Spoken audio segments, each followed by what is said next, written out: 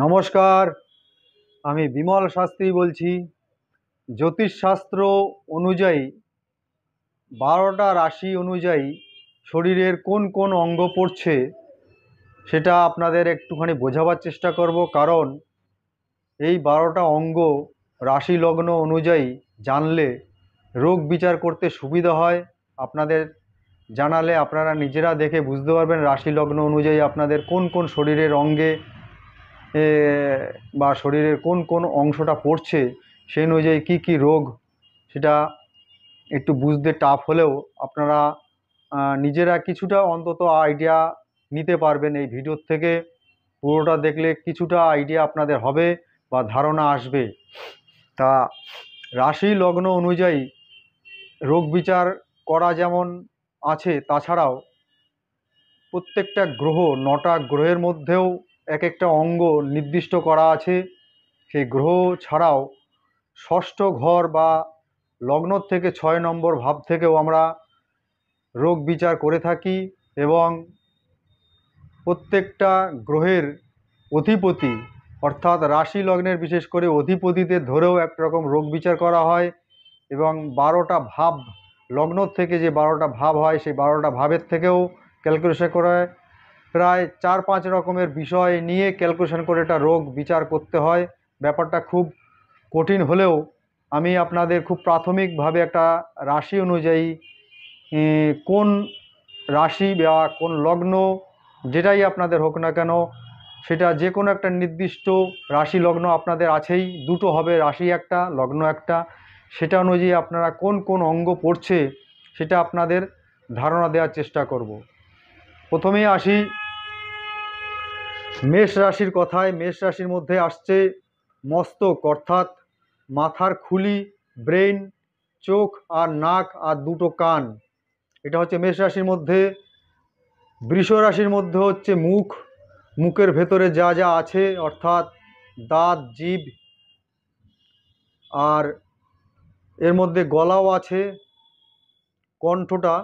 আর বৃষর পরে আসছে মিথুন রাশি। মিথুন রাশির মধ্যে রয়েছে দুটো কাঁধ, স্কন্ধদ্বয় আর দুটো বাহুদ্বয়।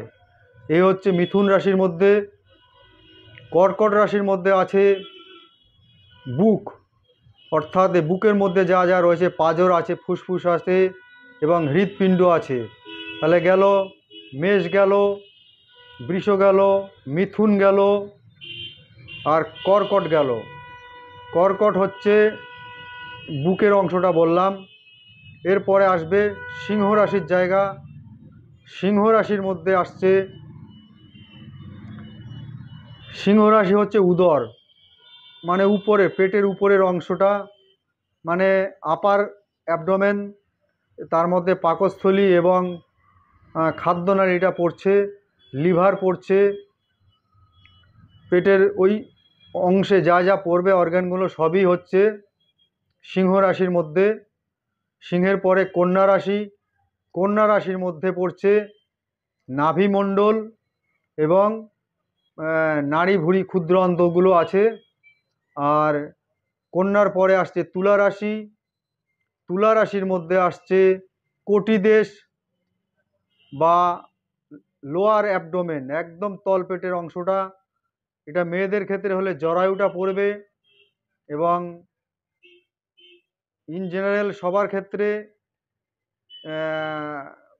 ব্যাক সাইডের যে কটিদেশের যে হাড়টা রয়েছে, স্পাইনাল কর্ড, সেটা ধরা যাবে। অনেকে কোমরের যন্ত্রণা হয়, বিচার করতে গেলে তুলা রাশিকে নিয়ে বিচার করতে হবে, তখন ওই কটিদেশটা বিচার করতে হয় বা তুলা রাশিকে নিয়ে বিচার করতে হয়। তুলা রাশির মধ্যে কটিদেশ আছে, কিডনিটাও পড়ে যাচ্ছে এবং মেয়েদের জরায়ুটা পড়ছে এবং তলপেটের যে সমস্ত মূত্রথলি বা এই নালীগুলো রয়েছে। তারপরে আসছে তুলার পরে বৃশ্চিক রাশি। বৃশ্চিক রাশির মধ্যে হচ্ছে গুহ্যদেশ অর্থাৎ লিঙ্গ এবং বা যৌনাঙ্গ, এই দুটো অর্গান রয়েছে বৃশ্চিক রাশির মধ্যে। বৃশ্চিকের পরে আসছে ধনু রাশি। ধনু রাশির মধ্যে আছে দুটো উরু। ধনুর পরে আসছে মকর রাশি। মকর রাশির মধ্যে দুটো হাঁটু আছে। মকরের পরে কুম্ভ। কুম্ভর মধ্যে জঙ্ঘাদেশ মানে হাঁটুর যে পরের অংশটুকু। তারপরে হচ্ছে মীন রাশি, মীন রাশির মধ্যে যদি দুটো পদদ্বয় মানে দুটো পায়ের পাতা, এই দুটোকে হচ্ছে কি মীন রাশি বলা হয়। এইভাবে মেষ থেকে বৃষ রাশি পর্যন্ত 12টা রাশির 12টা অঙ্গ বিভাগ আপনাদের জানানো হলো। এখান থেকে আপনারা বুঝতে পারবেন যে আপনার কোন রাশি এবং লগ্ন, সেই রাশি এবং লগ্ন যে কোনো একটা রাশি হতে পারে এবং একটা লগ্ন হতে পারে। কারুর রাশি লগ্ন একই হতে পারে, কারুর মেষ রাশি মেষ লগ্ন হতে পারে। সেই অনুযায়ী আপনাদের ক্যালকুলেশন হবে। মেষ রাশি মেষ লগ্ন হলে মাথা, ব্রেন, চোখ, নাক আর কান। যদি কারুর মেষ রাশি মীন লগ্ন হয়, মেষ রাশি মীন লগ্ন, একদম প্রথম রাশি আর শেষ রাশি, সেই ক্ষেত্রে তার পায়ের পাতা বিচার করতে হবে আর মাথার ওপরের অংশটুকু বিচার করতে হবে। এই হচ্ছে রাশি লগ্নের ক্যালকুলেশন অনুযায়ী অঙ্গ বিভাগ।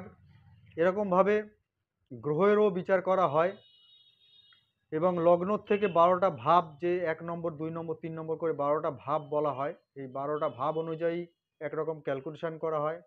6 নম্বর ভাব থেকে রোগ, ফিক্সড কারো কোনো রোগ আছে কি না এটা 6 নম্বর ঘর থেকে বিচার করি।